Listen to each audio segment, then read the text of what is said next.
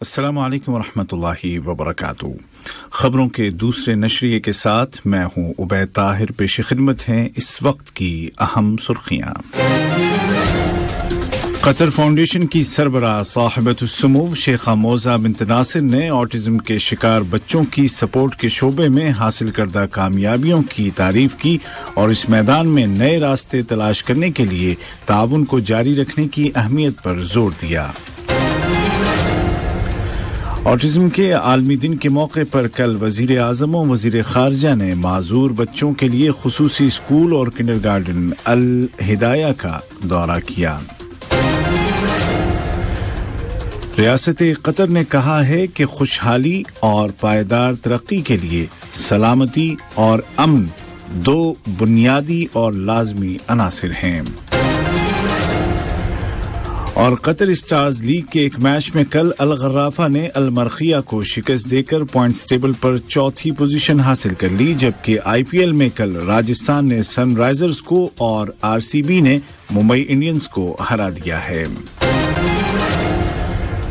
और अब पेश खिदमत है उर्दू रेडियो कतर FM 107 से आज का पहला मुफस्सल नशरिया।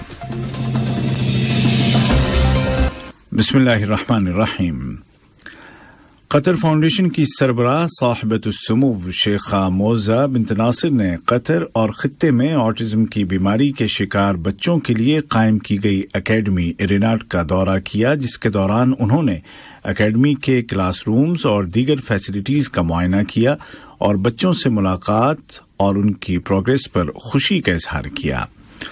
ऑटिज्म के आलमी दिन के मौके पर एकेडमी में मुनाकिदा इंटरैक्टिव सेशन में हिस्सा लेते हुए साहिबतुस्सुमूव शेखा मौजा बिन्त नासिर ने ऑटिज्म के शिकार बच्चों की सपोर्ट के हवाले से अब तक हासिल करदा कामयाबियों को सराहा और इस शोबे में मजीद वसाइल और नए तरीकों की तलाश जारी रखने के लिए ताउन की अहमियत पर जोर दिया।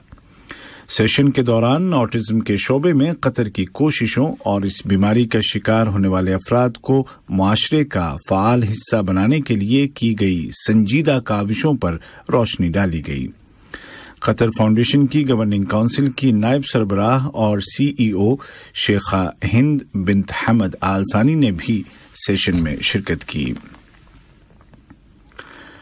वजीर आज़म और वजीर खारजा शेख मोहम्मद बिन अब्दुर्रहमान बिन जासिम आल थानी ने ऑटिज्म के आलमी दिन के मौके पर कल माजूर बच्चों के खुसूसी स्कूल और किंडरगार्टन अल हिदाया का दौरा किया और स्कूल के टीचिंग स्टाफ से निसाब तालीम, माजूर बच्चों को पढ़ाने के जदीद तरीकों के मुतालिक ब्रीफिंग ली।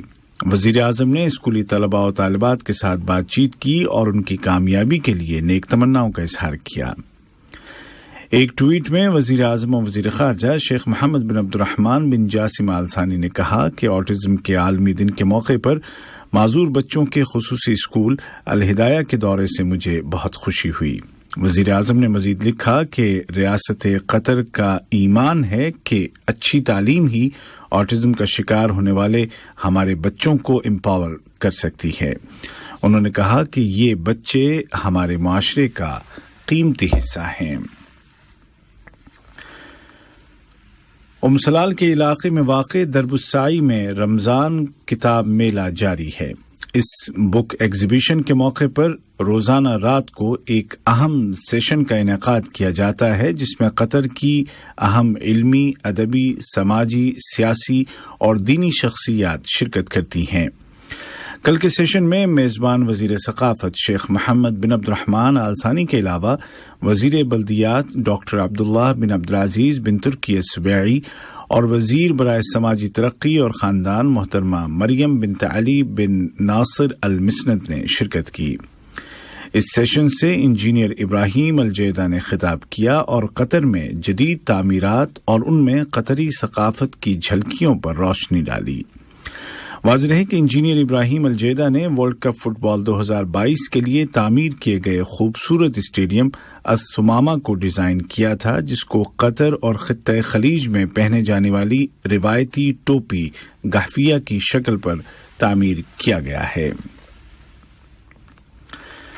قطر انرجی نے شیل کمپنی کے ساتھ ایک معاہدے پر دستخط کیے ہیں جس کی روح سے اس نے جمہوریہ موریتانیہ کے ساحلوں کے قریب گیس اور پیٹرول کی تلاش کے پروجیکٹ میں 40% شیئرز حاصل کر لیے ہیں۔ اس موقع پر وزیر مملکت برائے امور توانائی اور قطر انرجی کے ایم ڈی اور سی ای او انجینئر سعد بن شرید الکعبی نے کہا کہ یہ معاہدہ موریتانیہ میں ایکسپلوریشن اور پروڈکشن کے سیکٹر میں حصہ ڈالنے کا موقع ہے اور اس کے نتیجے میں افریقی براعظم میں قطر انرجی کا وجود بھی مستحکم ہوگا۔ وزارت خارجہ کے سیکریٹری جنرل ڈاکٹر احمد بن حسن الحمادی کے ساتھ ملک کے دورے پر آئے ہوئے اقوام متحدہ کے دفتر برائے منشیات اور جرائم میں معاہدوں کے امور کے سیکشن کے سربراہ جناب جان برانڈو لینو نے ملاقات کی۔ ملاقات کے دوران قطر اور اقوام متحدہ کے دفتر برائے منشیات اور جرائم کے درمیان قائم تعاون کا جائزہ لیا گیا۔ قطر نے کہا ہے کہ دنیا میں پائیدار ترقی، استحکام اور خوشحالی کے حصول کے لیے امن اور سلامتی دو بنیادی اور لازمی عناصر ہیں۔ براعظم افریقہ میں امن و سلامتی کے متعلق بلائے گئے سیکیورٹی کونسل کے اوپن سیشن سے خطاب کرتے ہوئے اقوام متحدہ میں قطر کی مستقل مندوب شیخہ علیہ احمد بن سیف آل ثانی نے ان خیالات کا اظہار کیا۔ انہوں نے کہا کہ قطر براعظم افریقہ میں تنازعات کے خاتمے کے لیے متعارف کرائی گئی پہل سائلنسنگ دی گنز ان افریقہ کی بھرپور حمایت کرتا ہے۔ قطری مندوب نے مزید کہا کہ اس انیشیٹو پر عمل درآمد سے بین الاقوامی امن و سلامتی کے تحفظ اور دنیا میں خوشحالی اور ترقی کے حصول میں مدد ملے گی۔ یہ خبریں آپ اردو ریڈیو قطر FM 107 سے سن رہے ہیں۔ سعودی عرب کے وزیر خارجہ شہزادہ فیصل بن فرحان بن عبداللہ کو ایران کے وزیر خارجہ جناب حسین امیر عبداللہیان کی جانب سے ایک ٹیلی فون کال موصول ہوئی جس کے دوران گزشتہ دنوں ہونے والے سہ رکنی معاہدے کی روشنی میں اگلے اقدامات پر تبادلہ خیال کیا گیا۔ اس معاہدے میں سعودی عرب، چین اور ایران شامل ہیں اور اس کی روح سے ایران اور سعودی عرب کے درمیان سفارتی تعلقات جلد بحال کیے جائیں گے۔ واضح رہے کہ دونوں ملکوں کے وزرائے خارجہ کے درمیان ماہ رمضان کے دوران ہی ایک ملاقات بھی ہونے والی ہے۔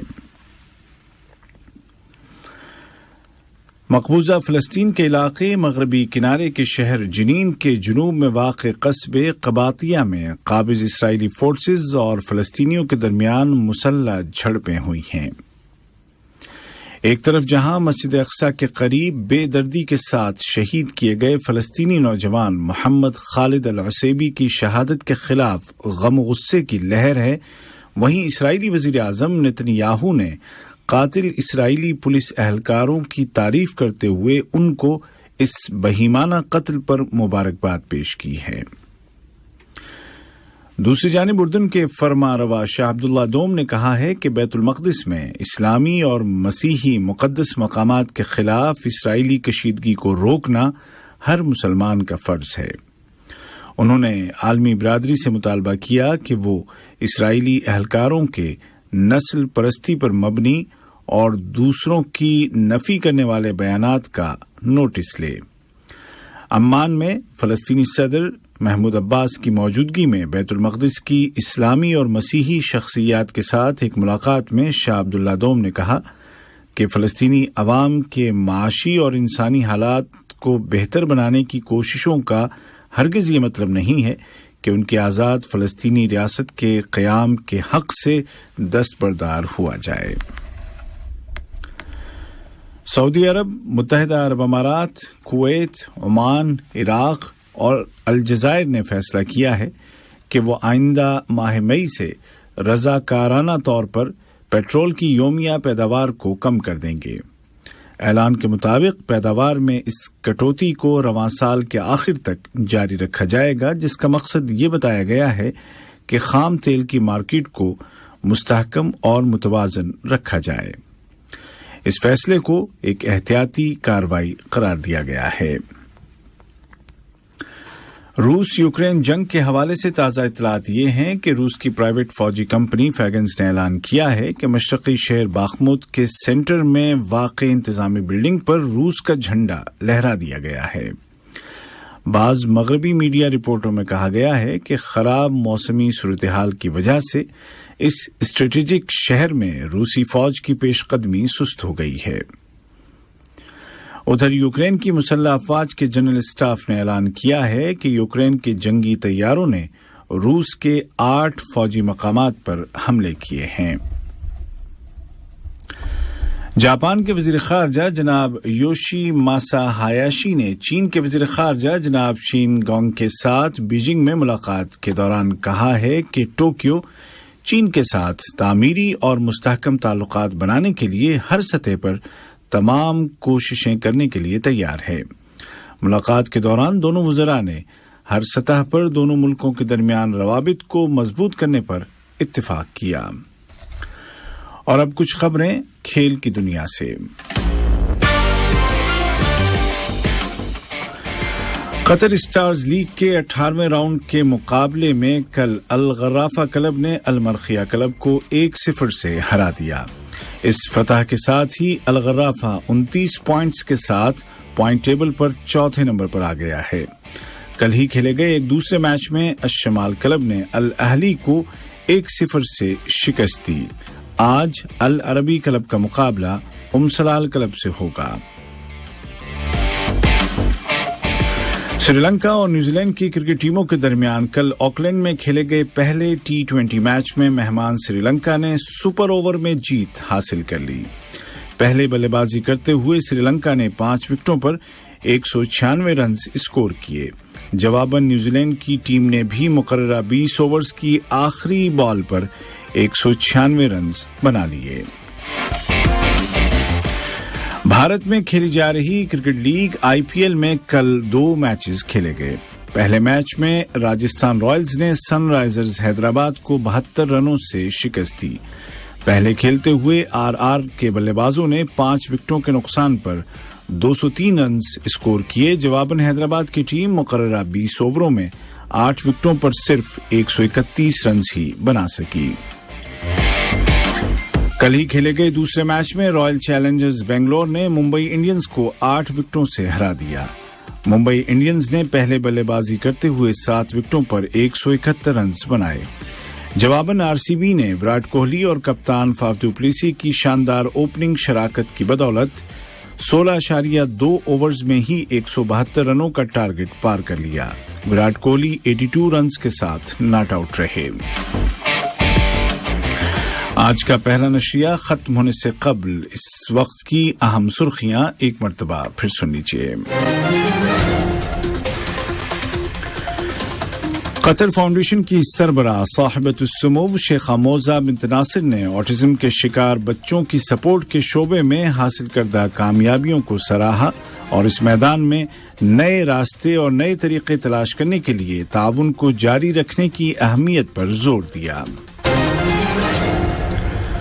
آٹزم کے عالمی دن کے موقع پر کل وزیر اعظم و وزیر خارجہ نے معذور بچوں کے لیے خصوصی اسکول اور کنڈرگارٹن الہدایہ کا دورہ کیا۔